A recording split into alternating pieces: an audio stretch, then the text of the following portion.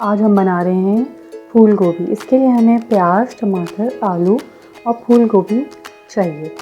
سب سے پہلے اس میں ہم ڈالیں گے آدھا کپ آئل۔ کوشش کریں کہ آئل اچھا استعمال کریں، اپنی صحت پہ کمپرومائز نہ کریں، سستے آئل بالکل استعمال نہ کریں، آپ کے لیے بھی خطرہ ہے اور آپ کے گھر والوں کے لیے بھی۔ جو اچھے برانڈ کے آئل ہیں صرف وہی استعمال کریں، تھوڑا کھائیں لیکن اچھا۔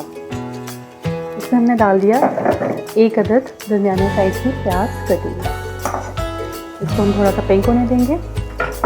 پیاز ہمارے تھوڑے سے پنک ہو گئے ہیں، اس میں ہم اس ٹائم پہ ڈالیں گے آلو اور ٹماٹر، جن کو ہم نے درمیانے سائز کا کاٹ دیا۔ اسٹیج ہم اس میں مکس کر دیں گے۔ اسٹیج پہ ہم ڈالیں گے نمک حسب ذائقہ، تھوڑا سا زیرہ، آدھا چائے کا چمچ ہلدی، لال مرچ اپنے ٹیسٹ کے حساب سے، پسا دھنیا ایک چائے کا چمچ ڈال کے ہم اس کو تھوڑا سا بھون لیتے ہیں۔ پھول گوبھی جو ہے وہ بڑے بڑے ٹکڑوں میں کاٹ لی ہے اور اس کے پتے بھی لے کے اسی میں ڈال کے اچھی طرح دھو کے اور اب میں یہ سب ایک ساتھ ڈال دوں گی۔ اور تب ہم اس کو مکس کر لیتے ہیں۔ یہ دیکھیں اس کا کلر کتنا پیارا ہے۔ اس کا بس ہم گلنے کا ویٹ کریں گے۔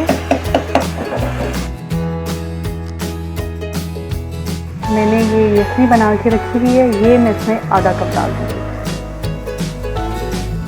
اب ہم اس کو سلو آنچ پہ رکھ دیں گے، پہلے تیز اور پھر ہلکی آنچ کر کے اس کو ہم رکھ دیں گے۔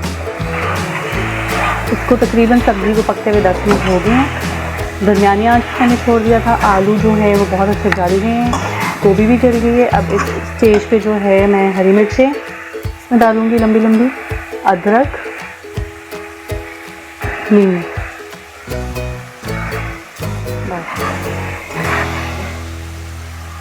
اور ہم